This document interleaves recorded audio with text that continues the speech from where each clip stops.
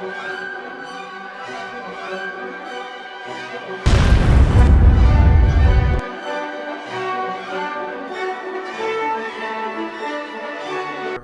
welcome to Fiaura. I owe you guys a World of Warships video this week, and I was actually sent a couple of replays. I would appreciate if you guys sent me more replays for World of Warships, because you have to remember right now that that is the best way to get featured on the channel is World of Warships replays, because I don't have a lot of time to play World of Warships right now. In the meantime, we have Charlie in the Pensacola in a Tier 7 battle. And I don't think the matchmaker could have been nicer to him. The battleships are lower tier than he is. The destroyers are all lower tier than he is. I mean, really, at the end of the day, the only thing that can really truly challenge him is the Miyoko and the Fuso. The Congo can, but the Congo's going to have to actually keep up with his damage output.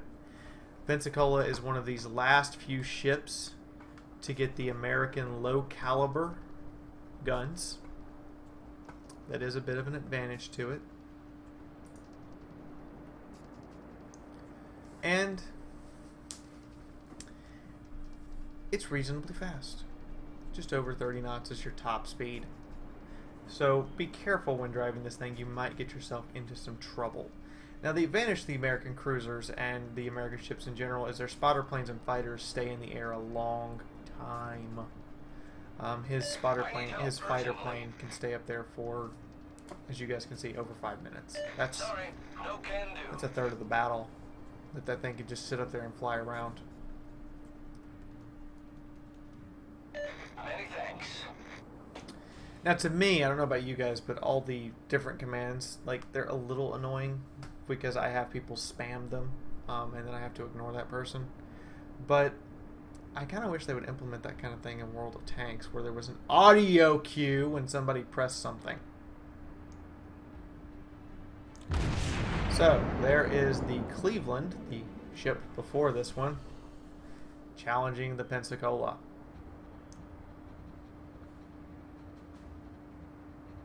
I think this is also one of the, no wait, the Cleveland is. Yeah, the Cleveland and this are the American cruisers where you lose your torpedoes. You don't have them anymore. Because the Americans started to realize that battleships were a thing in the past and figured that their main firepower guns needed to go on cruisers. And holy crap, that hurt. Flinging AP shells out there. I guarantee you that Cleveland player is shooting back with, yeah, he's shooting back with high explosive. And nah, the Pensacola has enough armor to say nope. Yeah, the high explosive shells are just literally bouncing off. But his teammate here, oh god, oh, the moment they spotted that destroyer, they should have started turning, which Charlie did straighten out his course and increased his speed, which he's now reducing in order to get his turn back. But he just fired AP shells at our destroyer. I don't know if that's even going to be anywhere effective. They hit. Wow, that Farragut actually got pretty screwed up from that. But the Farragut's torpedoes, of course, are short range because they're American torpedoes and don't actually have the reach to get to him unless he sails towards his enemies. Now, he's laying into that Farragut because technically the destroyer is a bigger threat with the torpedoes. And this Cleveland player can't shoot for beans. They have been missing him repeatedly, and their high explosive shells are not really hurting him. Not to mention the fact that Farragut is an easy kill if he can actually hit it. However, considering that he can no longer see the Farragut, I would seriously switch back to that Cleveland, and I would be loading the AP shells back in. Now, he's sailing away wisely because he realizes, holy crap, I'm overmatched. These Cleveland players are they're just missing. I mean, he is doing a good job of constantly changing his course between his volleys so that it's hard to keep a bead on him. And that Cleveland is burning.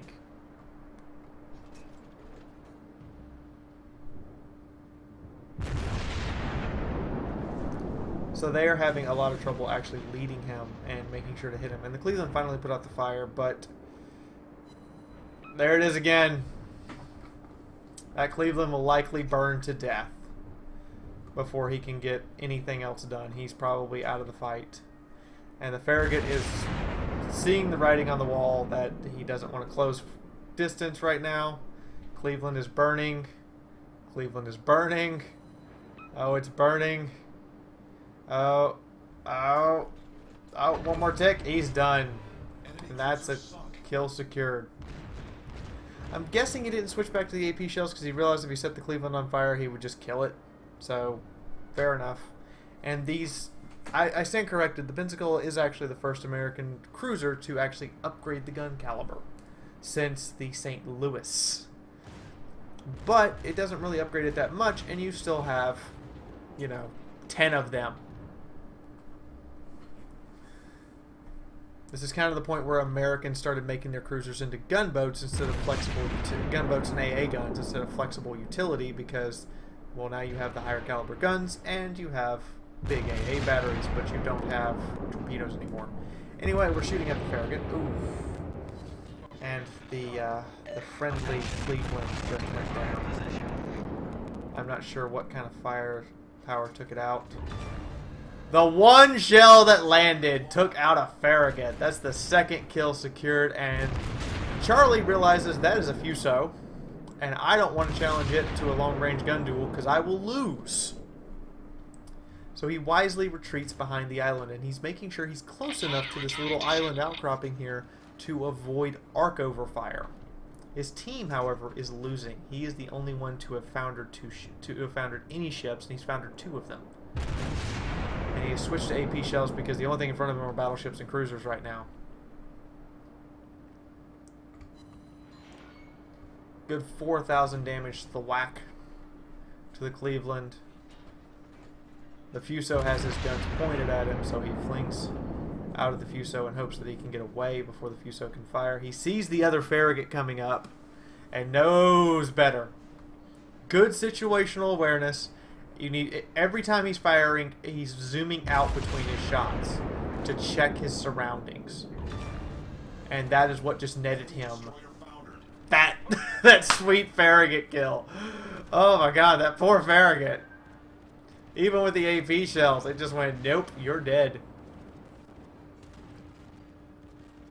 He's now in a tail chase, by the way, with a burning Cleveland who's slugging it out with an Omaha. I was about to say a burning Cleveland, then I realized, no wait, he's slugging it out with an Omaha, who basically the 2 of them have the same guns and close to the same rate of fire. The Cleveland does have the faster rate of fire. Now he is tunnel visioning a little bit. He's not paying attention to the destroyer on the map that's off to his right until just now, and now he goes, oh really? Have a spread. Good night, destroyer. The destroyer should have kept his gun silent. He should have just kept his mouth shut.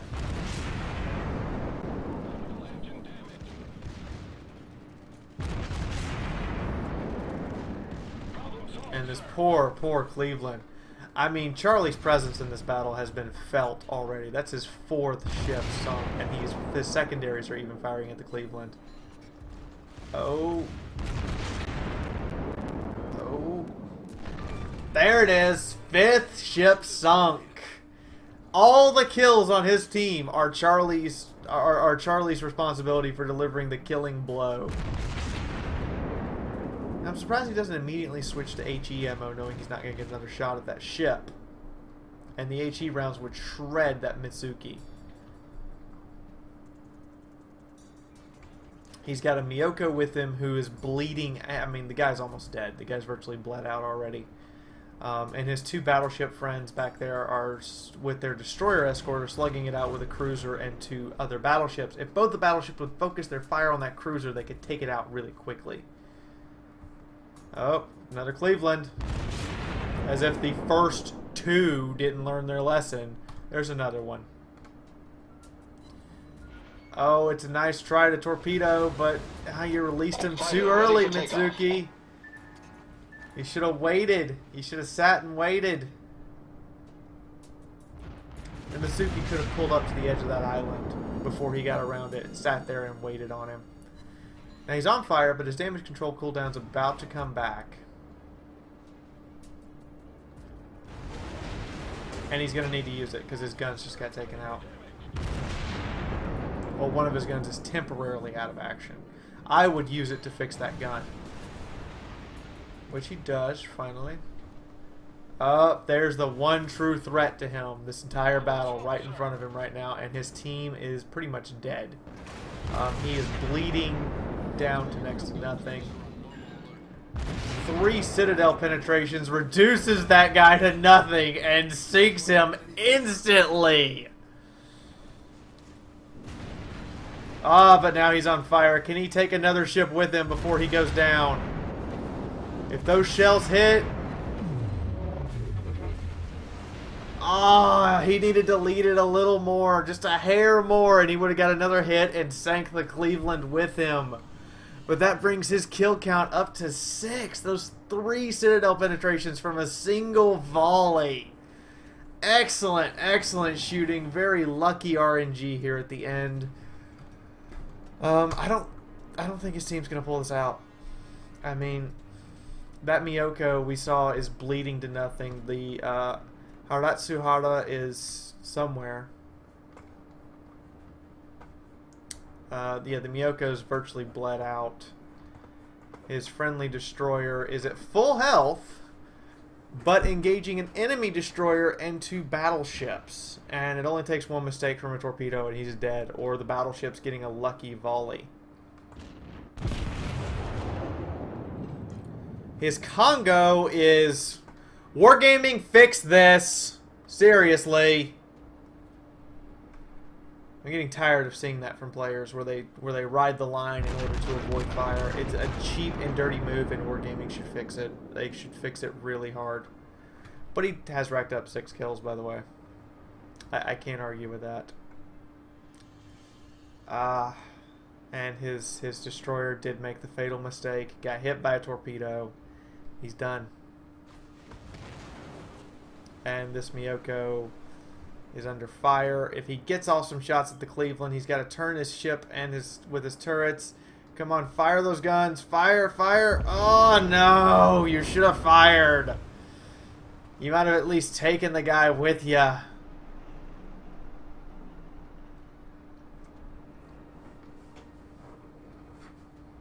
Now, you could say he keel stalled, but as far as I could tell, like, 2 of the destroyers he sank the destroyer.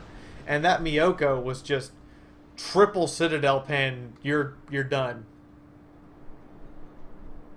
The Congo is finally getting off of the border. I really think that if you hit the map border, it should be like hitting an island. You should be treated as being run aground. And it should just stop you cold. And I hope Wargaming gets around to fixing that at some point. Because it's a cheap and dirty tactic. It really, truly is a cheap and dirty tactic. And not one that's considered... I don't consider it acceptable sportsmanlike play, because it's using the game engine to cheat, effectively. See, this is where I think you should come to a complete stop. And he has been reported, as you can see. And you guys need to use that. If somebody's doing this, you need to report them for unfair play. Or unsportsmanlike conduct, whatever it is in World of Warships. And in World of Tanks, I know it's unsportsmanlike conduct, and in Armored Warfare, I know it's unfair play. But this is truly cheating, as far as I'm concerned. It's taking advantage of something that Wargaming's even said it's a map bug that they need to fix. I would just make the entire map border a hard line that when you hit it, you don't take less damage when you're on the line. You're harder to hit and lead because of your inconsistent movements. It's a cheap exploit. I agree with Charlie. It's a cheap exploit. But now this other Congo has gotten into secondary battery range, and this guy is turning his secondary batteries out of the fight, technically. And there is a Citadel penetration that just wrecked his day.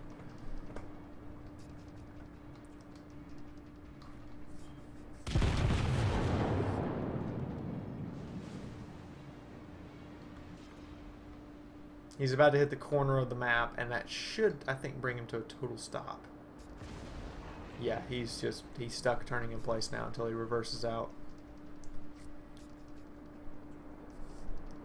Come on, guys. Kill this guy. This guy's a scumbag, and he knows it.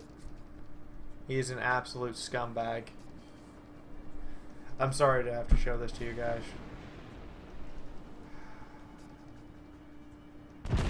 Alright, we're going to move on. I'm not going to watch this come back. But it does turn out to be a defeat, as you guys have probably guessed. So it is a defeat in the Pensacola. 4 Citadel penetration, 6 enemy ships foundered, 73 direct hits, and 377,000 credits on a loss. That's some damn fine shooting. 1,600 base XP. What do you guys think it did for damage? Go ahead and take a shot. I'll let you take a shot before I move over. Ready? 64,000 AP damage, 6,400 HE damage, 4,100 damage from fire, and 3,800 damage from secondary batteries. Adds up to a total of equivalent damage to a tier 10 battleship in terms of hit points. This is from a tier 7. Yeah, that's a thing. And as you can see right here at the end, the Congo, if you look down in the background, did in fact get destroyed. And he totally deserved that. So, I hope you guys have enjoyed this World of Warships replay and the massive 6-kill destruction rampage that Charlie went on. Again, the best way to get on my channel right now is probably send me World of Warships replays. I don't have a lot of time to actually play World of Warships. It would be awesome of you guys to send me replays.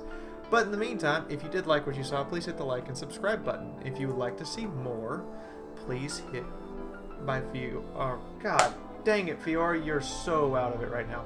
So if you liked what you saw, please hit the like and share button. If you would like to see more stuff by Fiaura, hit the subscribe button. If you want to see the previous World of Warships video, it's right there in the annotation, and it's also in the cards. Just click on it. But in the meantime, this is Fiaura officially signing out for right now, and I will see you guys in the next video. Bye-bye, guys. Is it just me, or is there no sound?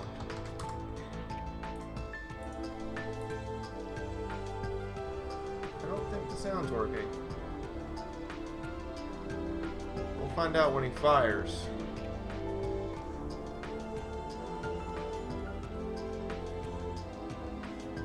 I think the sound's broken.